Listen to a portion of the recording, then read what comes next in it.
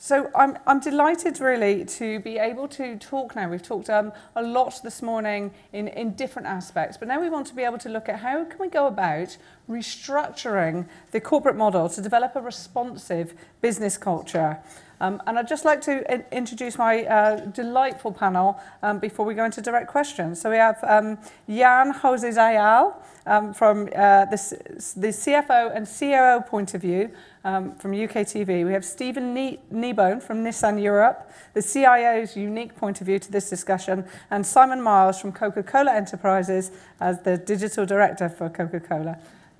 Looking at the kind of more marketing activities and aspects. So really we're looking at that responsive model. So really, it was really interesting to hear in the session this morning, gentlemen, from particularly the point of view about the digital CDO, if you like, and its obsolescence. And there was a bit of a debate about that this morning. And I just wanted to allude to that. I mean, I've heard really in that case, Simon, that you have 5 years left in your role, is that right? From the headhunters in the room. I've got 5 years in which to find a new job by the sound of it. So I just wanted to ask, first to yourself, Simon, I guess, how do you approach digital leadership in your business and that kind of debate between digital leadership and digital being integral to role? Yeah, I think one of the key things probably to think about is I quite often get asked the question, what's your digital strategy?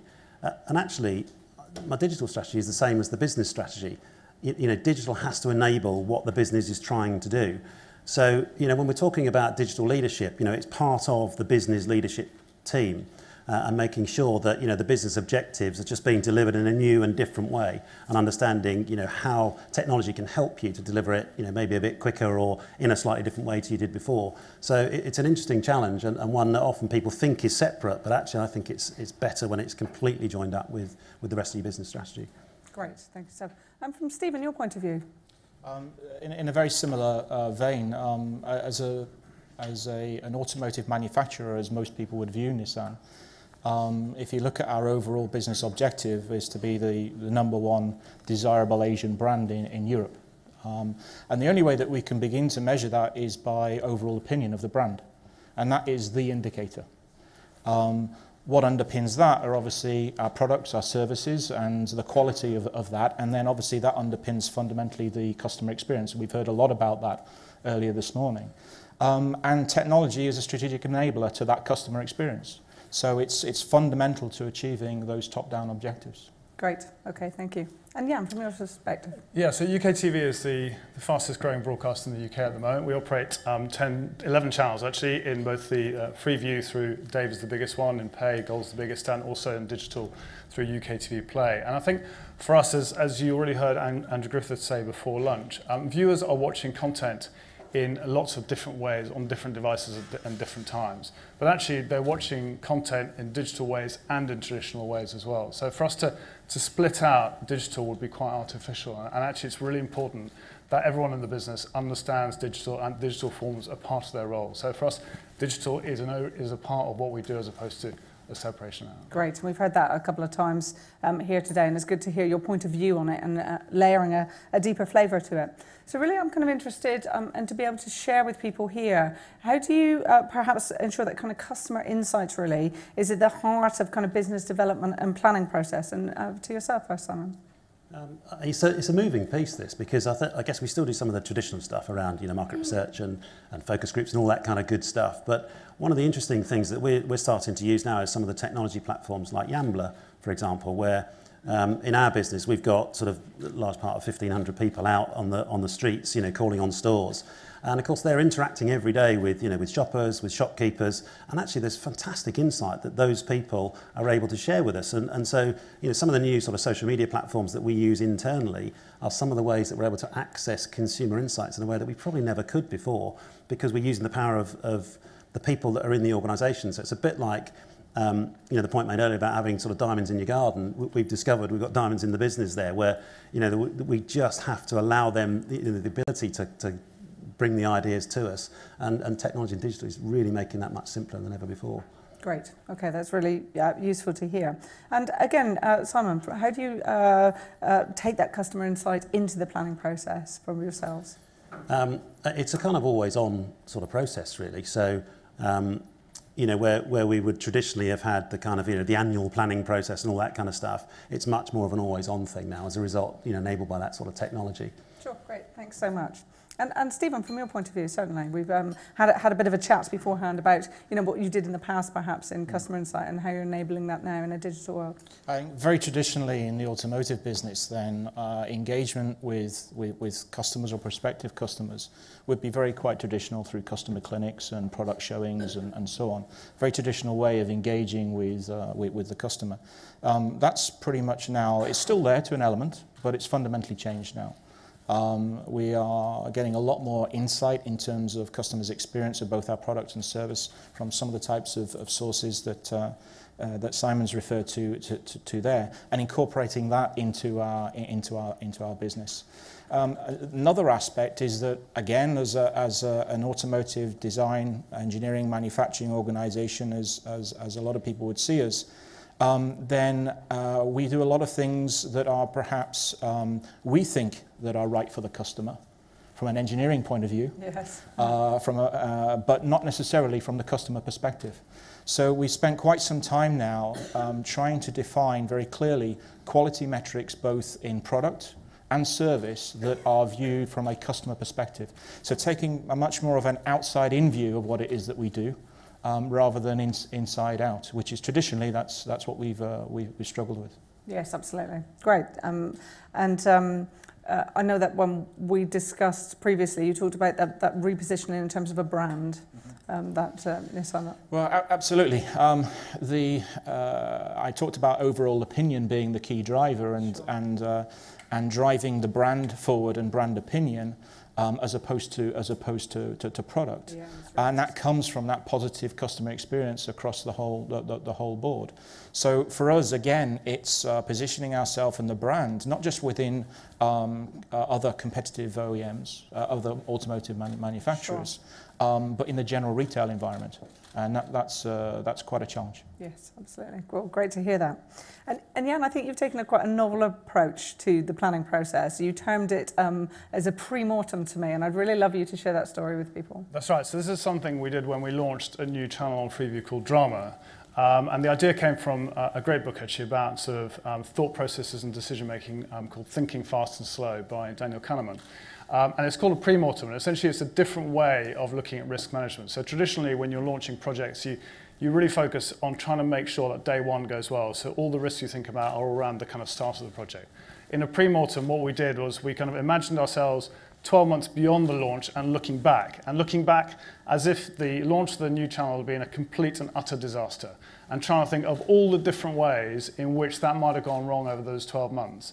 And actually, it gave us a much deeper insight into not just day one, but day 10 and day 100 and day 1000 when you have launched a channel, around things like, you know, how the consumer viewer behavior is going to evolve, around the skills that you need not just to launch a channel, but to build and to maintain it, around how you build the awareness of the brand initially and how you then evolve that further to drive engagement. And so it gives you a completely different perspective. And it allowed us to avoid some of the pitfalls which we might have done. And partly as a result, I think, Drama's been the most successful channel launch in the last 5 years. And that's great to hear. We're all very well at looking at what would success look like in 12 months and how do we get there. But what would it look like if it was an utter disaster, and how can we do that? It's just a brilliant way of looking at it. So kind of moving then on into sort of your more strategic challenges in that case. You know, Simon, I'd like for you to be able to share with us, you know, what challenges you see in rethinking the kind of top-down structures to create kind of a collaborative and empowered business. Yeah, it was something that was touched on earlier in the earlier panel on, you know, businesses that have legacy systems. And I think one of the things that we struggle with a bit is, you know, the rhythm of our business is, you know, weekly meetings, monthly forums, annual plans. And that's not necessarily the rhythm that I need when I'm trying to plan digital activity. It needs to be quicker than that. I need quicker decision making. I need quicker, you know, responses. And so, you know, some of the challenges is how we evolve some of our decision making and get permissions in a different place. And, you know, I sort of often use an example, not from our business actually, but the example of Oreos from 2012 when they did their campaign for their 100th anniversary, and they had 100 different adverts in 100 days, and they developed those in a sort of war room style to get everybody, and they basically took all the sort of inspiration from social media that morning, and they'd created the ad by the evening. So, you know, you think about challenging your own business. Could you get to that square? Could you do something like that? Or, you know, when something happens, if you've got to pick the phone up and if you just missed the last marketing forum, what are you going to do if it's a month away? You know, how do you get that kind of stuff passed? So it's really putting pressure on, you know, existing processes and the need for us to change and work in a different way. Sure. And we talked about putting specific pressures on the marketing discipline. I wonder if you could share more than that. Yeah, because I think that there's a point here, which is I think the marketing industry is evolving. You know, when I think back a few years, we were planning on the basis of, you know, big, broad brand campaigns, maybe a seasonal thing. You know, what's the summer plan look like? What does the Christmas plan look like? And actually now I think it's, you know, things that are happening, how do you respond very quickly to? Or you might have, you know, a 2 or 3 day plan that you need to execute because you're going to get a little spike, you know, sort of a micro moment in the consumer world. So think about, you know, from earlier this year, there was loads of stuff around the solar eclipse, right? So there were loads of brands who got in after that, and people going, oh, isn't that clever? And it is, but actually we knew the timing of that eclipse to the very minute for about 500 years. So there's no excuse for missing it, really. So I think some of the stuff you can plan spontaneity, but other bits you can actually, you know, you need to be more reactive. So, and I think marketing is definitely evolving in that direction. So we have to think through, you know, how do we make that happen and make it possible in our businesses. I think we also discussed the royal baby. You've got 9 months for that. Another example. You shouldn't miss it, really. Great. That's great to be able to hear some great examples there. Yeah, and I wanted to ask how are you clarifying kind of corporate goals and ensuring employees are really motivated within them? Yeah, so in 2014, we delivered record market share and revenue and profit, and that was off the back of a massive strategic shift about 3 or 4 years before that, where we have decided to invest more in our traditional business through investing in our own commissions and acquisitions and launching new channels, and also developing and building digital channels as well. And so the way we did that was not just to set that as a high-level framework, but to get people really involved in turning those into actionable plans that could make that reality. So we have regular workshops with, you know, the whole company off-site, where we split people into cross-functional teams, and we get them to work on how we can turn those ideas into reality. And that, it gives us lots of great ideas, but also it helps people get more buy-in and understanding and engage with those strategic objectives. The other thing we then do is, and we have the luxury of the size to be able to do that, we have a weekly meeting for the whole of the company with 250 people in one building, get the whole company together once a week, and we have regular business updates where we come back to the strategy and talk about how we're doing and how we're going to keep progressing beyond that.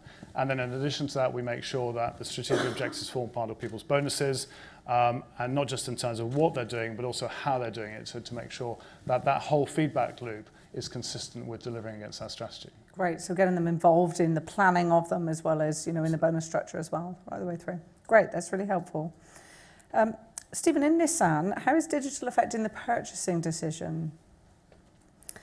We talked about, you know, the regime from the kind of old purchasing decisions and how they were made and how that's different now, right, with the application of digital. Fundamentally changing the landscape. Over the past 5 to 8 years, where a potential customer would come into a dealership 6 to 7 times before purchasing a vehicle. Yeah. Now it's just over once. And more often than not, that's because they want that last touch and feel of the product, and that's where they have to complete the transaction in a lot of cases. They don't have to necessarily, but that's where they're more comfortable to do that. So effectively, they're coming to our physical setup, if you like, already having made the decision. So all of that decision making, all of that engagement with the brand, all of that research that they're doing is being done upstream, online, whether that be from front of mind awareness, general front of mind awareness through some of the sponsorship and brand activation things that we do, or through independent resources.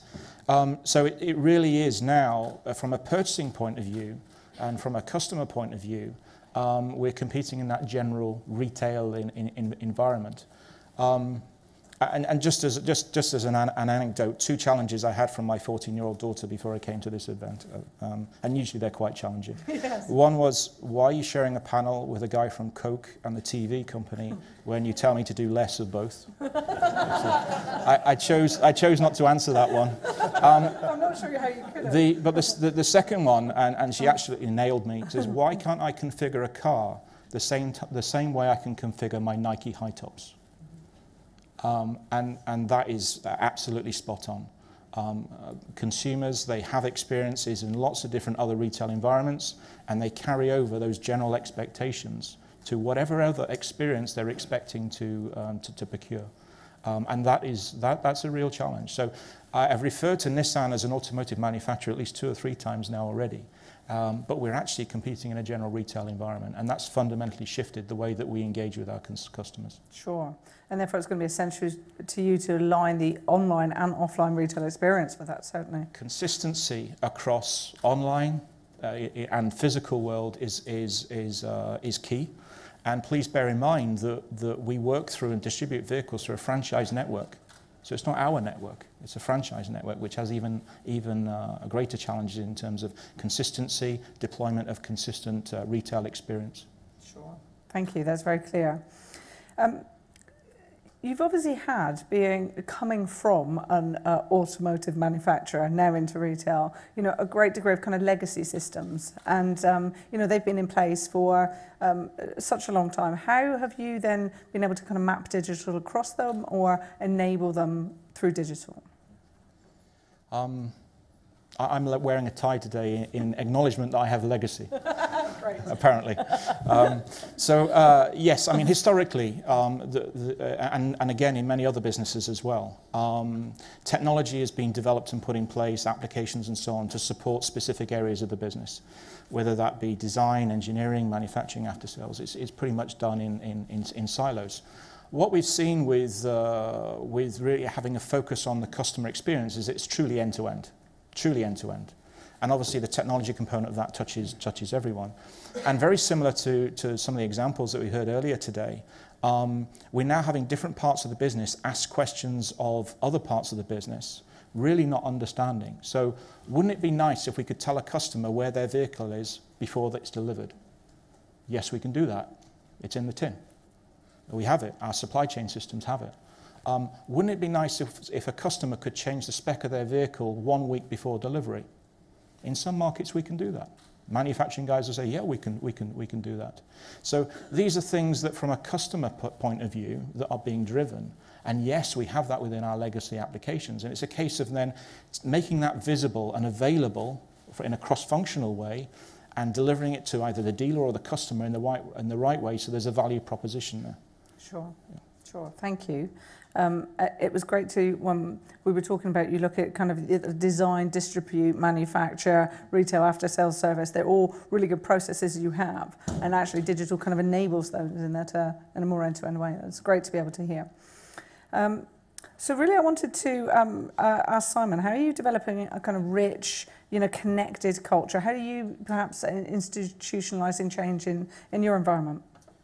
Yeah, I mean, I think some people, when they think about digital, they leap immediately to technology, and I think this is not about technology at all, it's about people.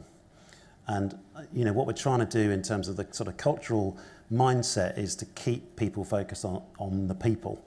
So whether that's, an end user, an employee, in our world, more often a shopper and a consumer, is whatever you're thinking about in terms of your kind of digital program, is it making the shopper's life faster, better, easier, cheaper, something of that nature? Because if it's not, you should really think hard about what you're doing, because you have to do things which are actually going to enrich their lives in some way. And I think what I see quite often is people sort of focus much too much on the tech and much too little on the people. So that's how we're trying to kind of set the right mindset, if you like, and have a clear goal in terms of who are you trying to influence here, who are you trying to make their lives better.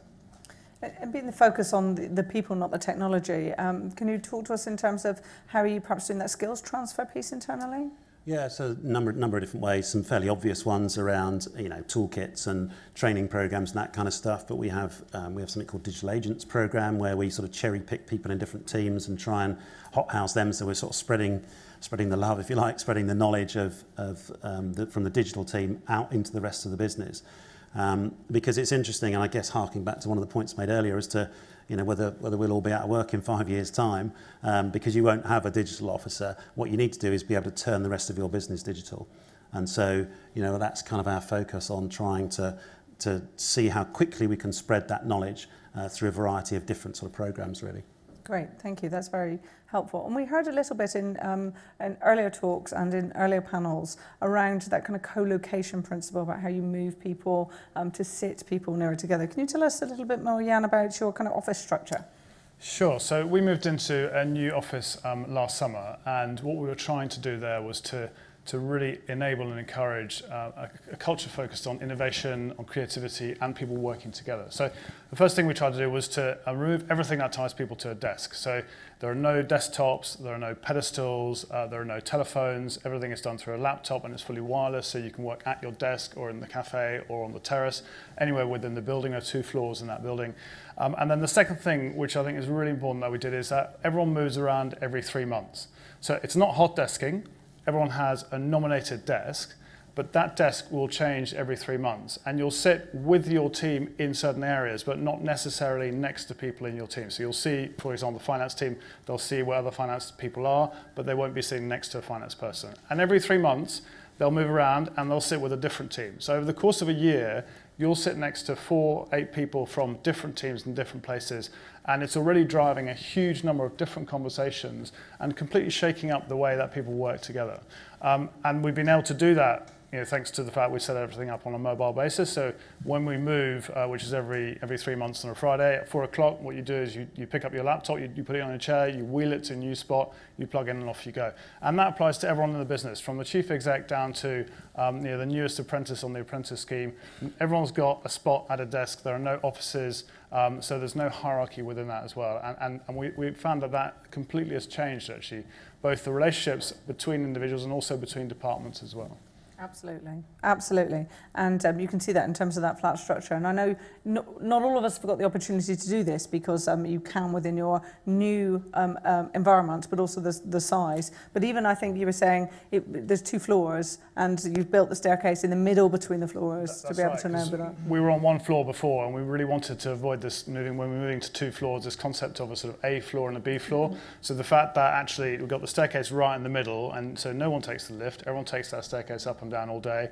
And so for one period of 3 months, you might be seeing upstairs, then downstairs, and then downstairs again. So you remove that concept of there being 2 separate floors, and it all becomes one very fluid office, and you see people moving around. And we also then use the opportunity, if there's a specific project going on for a few months, you can co-locate that team around 1 or 2 tables. So it's a very dynamic way of approaching the business. Great. And if that's how you're treating kind of people in the business, what can you tell us that might be interesting stories for people in terms of how you recruit? Yeah, and recruitment came up a couple of times this morning as well. For us, it's absolutely fundamental in terms of, if you're trying to enable and build a culture, then clearly the people you're bringing into that culture are very important. And so, we've overhauled the whole of our recruitment process across the business to focus not just on the skills, but actually much more on the fit with our company values, the way we work, and also on people's ability to progress. I mean, we're a fast-changing business in a very fast-changing industry.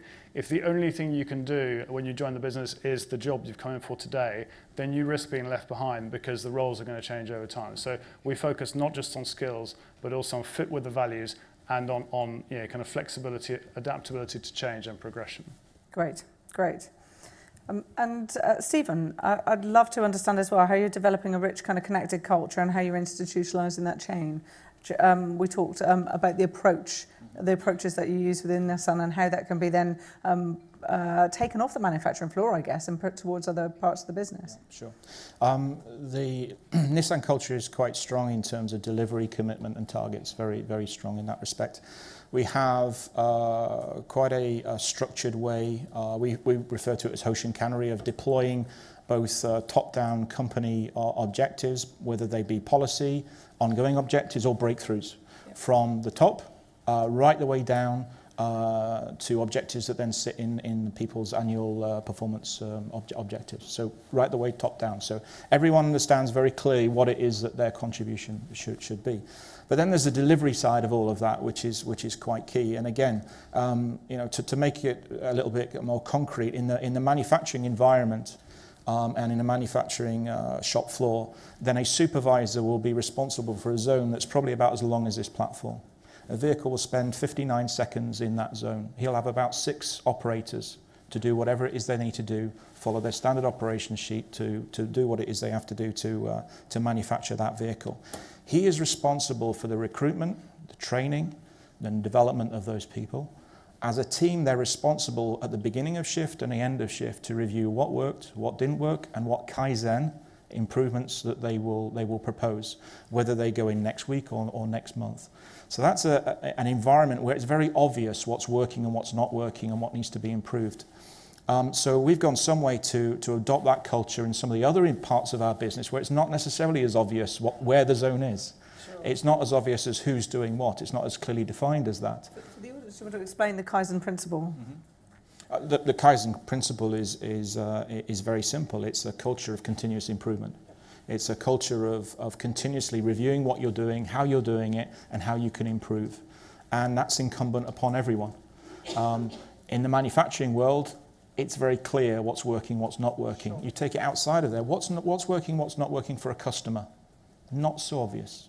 But if you apply the principles and then go looking for the feed so you understand what does need to be adjusted, then that can be quite useful in terms of instilling a sense of continuous improvement. Rhythm is key, actually, in that respect. The life cycle of developing a product, a vehicle, about 3 years. The life cycle of an app that might be deployed on that vehicle, maybe a few months. Yes. So it's a coming together, actually, of very different views and speeds about what we do and how we do it. And that's certainly a real challenge to take that continuous improvement discipline into other areas of our business. Great. Okay, that's really helpful to understand that approach. And you said it's very easy to see when something's gone wrong on the shop floor, you know, but not easy to see in other areas to be able to apply that. We're going to move into questions just shortly, but before that, there's just sort of 1 or 2 points that I'd like to ask you directly while just giving a heads up on terms of questions. Simon, there was a little bit about metrics earlier, and I think we've all agreed that there's, you know, not something overarching. There's no golden ticket here because it depends on your business objectives, and we know that. But I know we had an interesting discussion about what some of the digital metrics you're able to take away or you're able to take advantage of. I guess one of the things that data does, you know, there's a lot more data around now, and I guess our business is getting used to different points of data and how you kind of cross them over. So, and you think about, you know, our focus on shoppers. So I'll give you an example from last summer when we're one of the sponsors of the FIFA World Cup. And one of the things that happens then is people will stock up for, you know, their friends around, watch the big match. So we thought, well, which one should we target? Probably best to target the first England match because you don't want to take a chance and assume they're going to be later on. So first England match, we're thinking, right, so in the 2 or 3 days leading up to that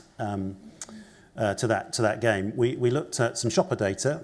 So we partnered up with Tesco and looked at people who hadn't bought Coke in the last 3 months. And we also looked at their location and the stores they were going into, and we geo-fenced a number of stores.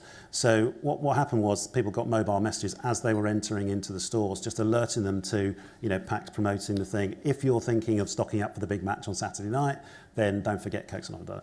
And we sent about 500,000 messages in the 3 days leading up to that England game, and 19% of the people who got a message went on to buy the pack that we'd featured in the message in those 3 days. So we were pretty amazed actually at how high the sort of level of the trigger that had happened there. But it just shows you when you start to cross-reference, you know, really relevant information. And from our point of view, the whole point of that was we're understanding what's in the shopper's mind, not in the mind of my brand manager, who might want to blast out a message on the World Cup. But actually I was doing it in a way which said, I understand the shopping mission you're on, and therefore I can help you to complete that in a better way. So it just enables you to kind of think in a slightly different way, and clearly a much more targeted way than was possible before. That's absolutely great. And I mean, it's a very specific example to your business, but you look at that cross-reference and what can we all learn in terms of applying that to our business. So I'm going to ask you each about digital metrics, and then we'll kind of open up to the floor. So yeah, next, how are you taking advantage of kind of digital metrics? Yeah, and there's probably a couple of different examples which I could give. And firstly, absolutely right.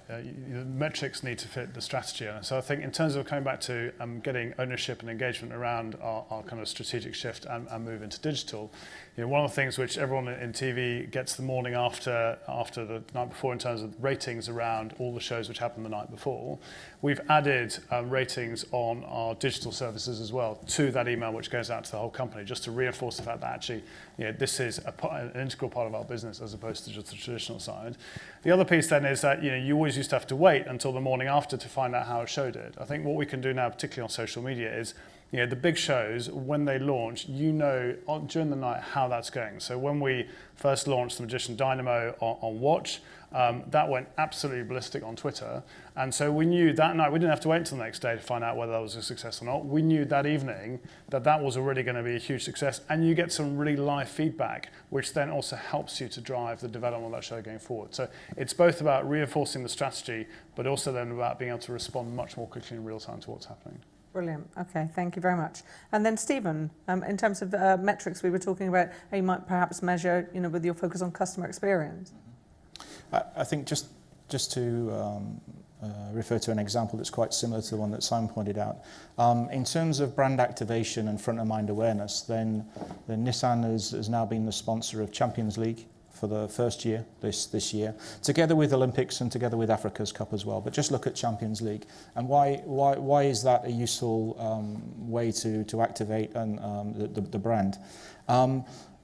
We ran, associated with that, a similar campaign, to use those words, in a sense that we also sponsored a goal of the week, a goal of the month competition to engage people who are watching the Champions League, so they could nominate the goal, they could rate the different aspects of the goal, and submit that into a competition that then they could win tickets and so on.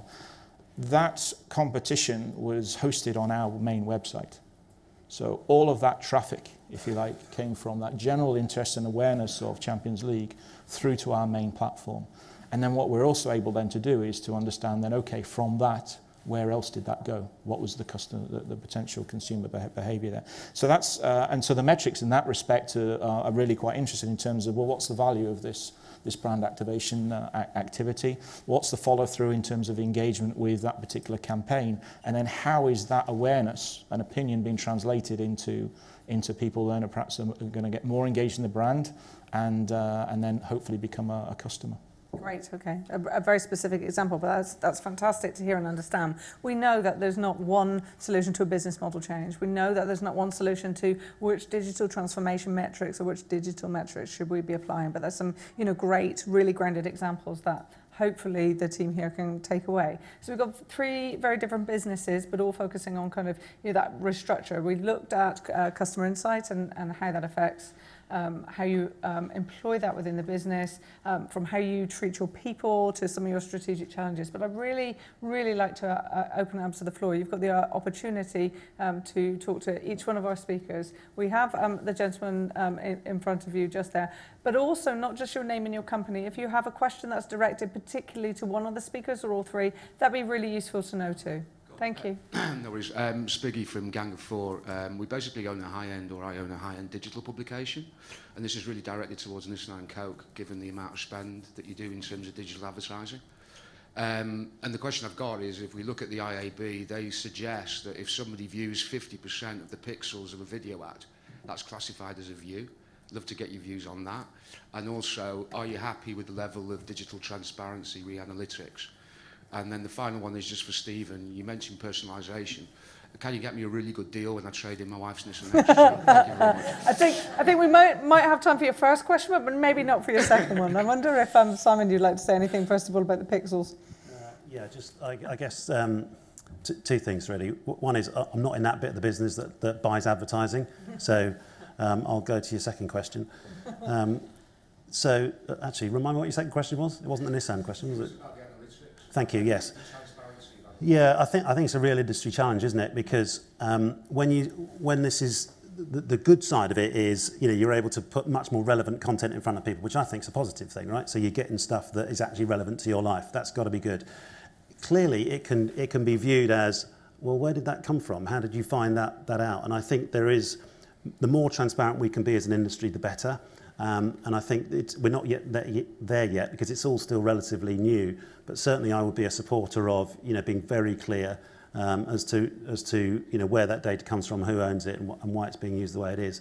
And I think there's a responsibility on brands to think responsibly. And when I was talking about some of the examples earlier, we've tried to really understand how we're helping the shopper do what they wanted to do, rather than going, great, I can now talk to billions of people. That you have to have, I think, the right attitude and the right start point as a brand.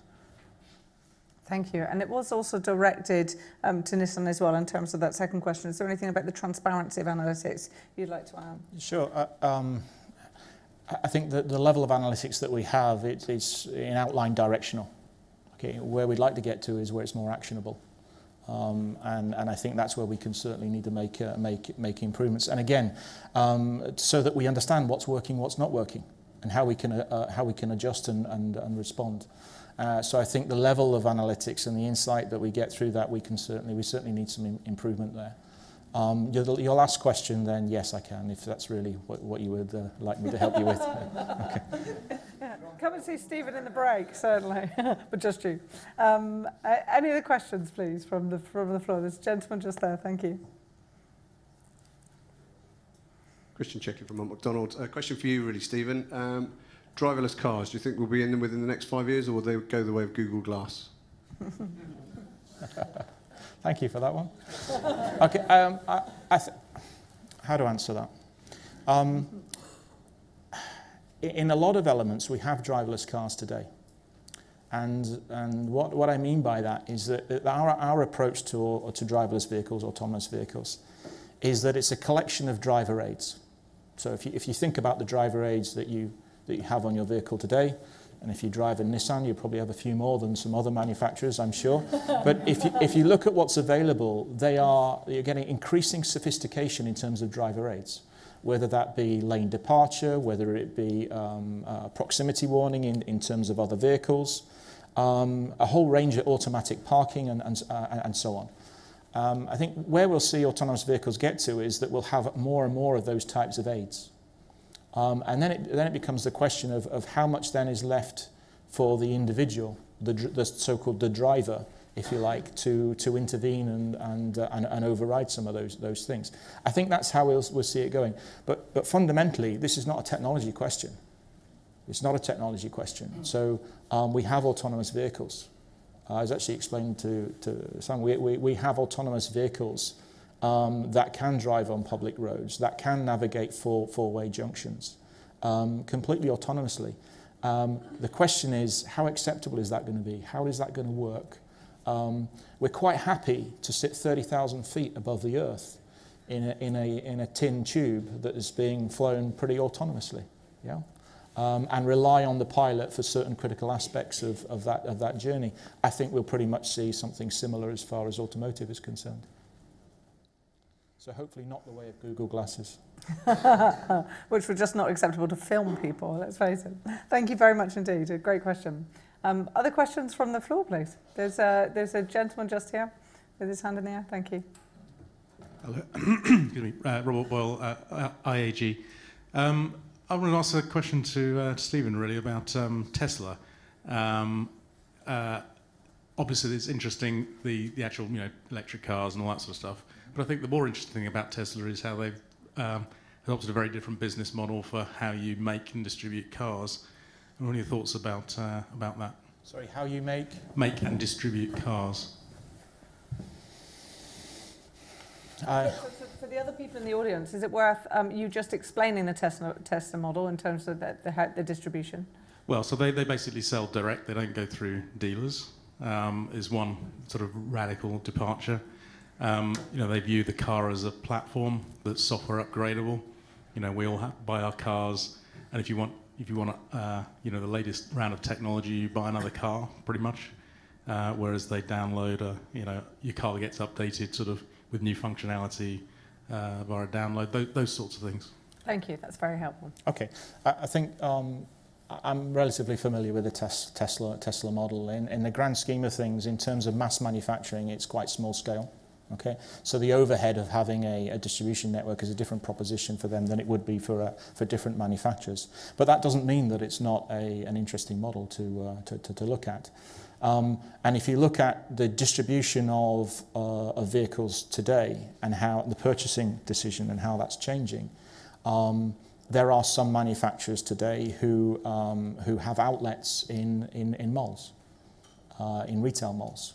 And you can view, you can purchase, you can test drive, you can get your vehicle serviced in a mall. So this is a very different model in terms of engaging with the brand and servicing your vehicle. I think the days of having industrial estates where all of the showrooms are not quite gone, obviously. That's a traditional model, but certainly we'll see some change away from that. As far as your comment about Tesla and their approach to dynamically upgrading the software on their vehicles, I'm very familiar with that. And again, I mentioned life cycle in terms of life cycle of the vehicle and life cycle of the services that are on a vehicle. Clearly, that's a way of managing that. That had some interesting challenges with it for Tesla. Well, I think for those of you that are not aware in the room, Tesla, there was a specific storm in California, and they took it upon themselves. They thought it would be a great idea if we upgraded the software on the vehicle that meant that the windscreen wipers went quicker because there was a storm, which was a great idea. Why wouldn't you? You know? And then when that disappeared, they changed the software and all was good. However, they advertised that in quite a positive way, which to their credit. But that was an invitation to people who were then made aware that actually you can get access remotely to these vehicles. And if you can, and you can breach the security, then perhaps you can do some other interesting things with that vehicle. So it did, at the same time, yes, it's a good way of upgrading the software and the services on a vehicle, which we have the same challenge. Nissan has exactly the same challenge, but also highlighted very clearly some of the significant security concerns that we have with operating in that type of model. So security for connected vehicles for us is a key area of focus, that's for sure. Really, really interesting story. Thank you very much for sharing that, and I hope to answer your point of view, sir. And this gentleman here. Hi, this is a question for Simon at Coca-Cola. Sorry, could you tell us your name and company? Oh, it's Neil Borer from Harrods. Simon, you're obviously involved in a very major international business. You've got customers, probably quite a lot of customers, all over the world. When you're running digital marketing strategies, clearly people respond differently based on culture, where they are in the world. But everyone moves around a lot now, and because of digital, they're connected wherever they are. Do you have struggles targeting your marketing to where people are from or where people are? Yes, it's a good question, because as you know, society becomes more fluid, it can be harder. But I guess the counter to that is there's more data available, which enables you to make smarter decisions about people's sort of likely responses and shopping behaviour. So we try to, particularly in the digital space, to try and act pretty locally in reality. So my remit is shoppers within the UK, and we will think about people who are using different brands, different retailers. We're sort of trying to understand people's responses to different digital stimulus, whether that's time of day, where they are, day of week, all of that stuff. So actually it's becoming, the ability is to be really super local for people rather than worry too much about people moving about. So the more you can understand where they're at, I think the better and more relevant content you can display at exactly the right moment. So you're using their geolocation to enable as one of the factors, yeah. So does that not create sort of some, for some very obvious examples, cultural risk in terms of the messaging?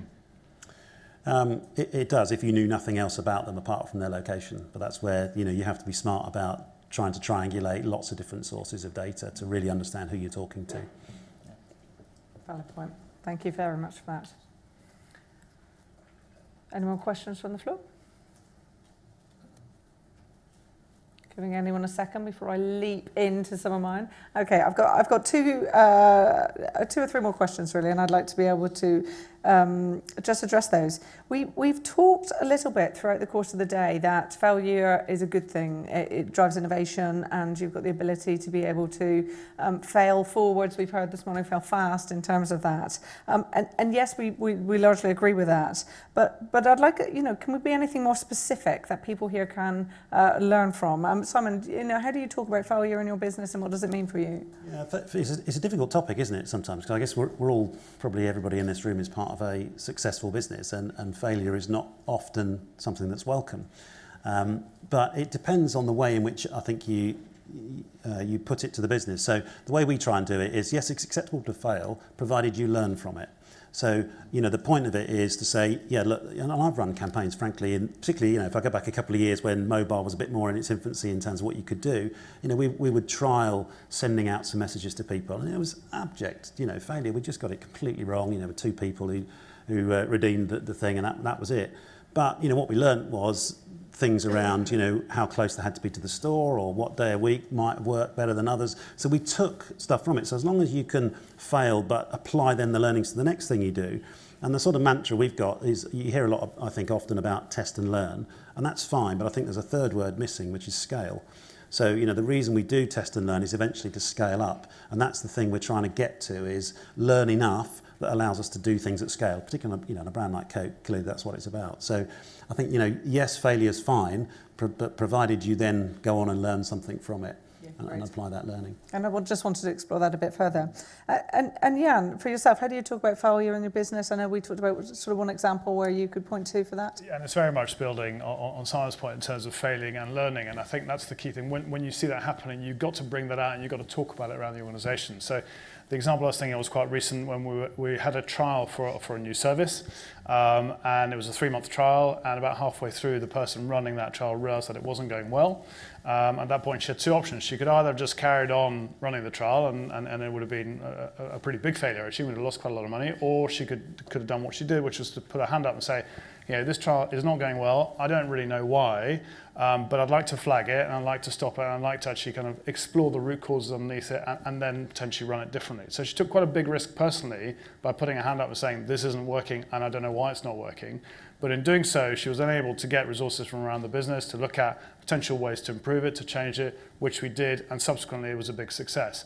And so, firstly, it's a great example of failing and learning from it. But secondly, we have talked about that at a number of occasions around different parts of the business to illustrate the fact that actually you can fail, you should fail in new things, as long as you learn from them and as long as you make them successful, potentially beyond that.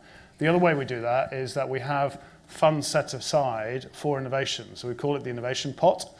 And those funds can be called upon by anyone across the business. And the sole purpose of those is around innovation. So they have to be broadly within the overall strategy, but they don't necessarily have to have any narrow financial return which people can point to, and they can be across any different part of the business. So we make decisions on that much more quickly. We've used it for things like new content, in terms of having, for example, Dave Gorman provide the continuity between shows on an evening on Dave, or a new app for Dynamo to launch a new series, but also for things internally. So we use some of that funding to set up a new KPI dashboard. So the idea being that innovation can come from anywhere in the business, that it doesn't have to be supported by a whole sort of risk process and return on investment and all the usual metrics, that we can make things happen quickly, and if they don't work out, as long as we learn from that, that's absolutely fine. That's great, and it's great to hear kind of layering on messages from earlier this morning. It's about engagement and distribution, and monetization will come later when you've perhaps got that quorum or that community built around it. So really interesting to hear a unique and kind of granular story about that now. I guess the last point I want to pose to Stephen, and we had a large discussion around kind of brand activation, and really looking at, I think it's just an interesting story to kind of round off and leave us on, which is about how you perhaps go about your graduate recruitment, or the programs that you put to get people interested in the larger world of Nissan. I'd love you to be able to share that story. Sure. I mentioned one significant brand activation initiative, which is around Champions League, but some others that may be a little bit different. We run and have run for nearly 10 years now, something that we refer to as GT Academy. And for those of you that are probably not aware of this, we run a competition, open competition. It started in Europe, and now it's global, where we take PlayStation gamers, who drive on the PlayStation, so Gran Nismo and those sorts of programs. And we run a driving competition. We race, it's jointly sponsored with Sony and PlayStation. And the idea of that competition is that obviously we get geographic winners from different parts of the globe, but the end result is that we end up with drivers that then we take to the track. We team up with professional drivers. To an actual track. To an actual track, physical track, in real cars. That's the end of the competition effectively. We narrow it down to the point where we have 2 drivers. Those 2 drivers will then drive in the Dubai 24-hour race or Le Mans. And we do that every year. And that's, we're taking people from the sofa, if you like, to Silverstone and other tracks. So this has got nothing really to do with the core business as such. Sure. In a sense of it's activating the brand, it's demonstrating innovation and excitement, it's really realizing people's dreams and ambitions to do something that otherwise they wouldn't be able to do. And now we have quite a pool of quite experienced drivers that are driving for us, Nissan, our motorsport division, and we'll continue to run that. At a different end of the game, we also support, again, it's Formula One, student Formula One, where we take engineering graduates or prospective graduates, and their task is very clearly to develop a vehicle. And they will do that, they'll develop it, they will engineer it, they will test it, they will improve it, and then they will race it. And again, that's sponsored by Nissan, but what we're doing there is obviously that's a fantastic opportunity for us to look at the talent that we have from an engineering point of view and then bring them into the Nissan organization.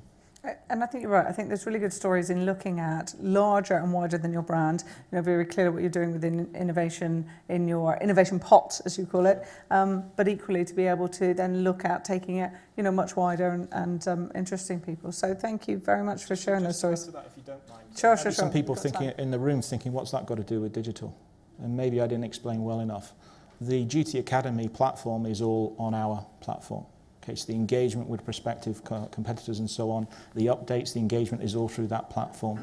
Similarly with Formula One, the testing and so on, then we run drones and so on to get the media to then post that so that people can track the progress of different teams.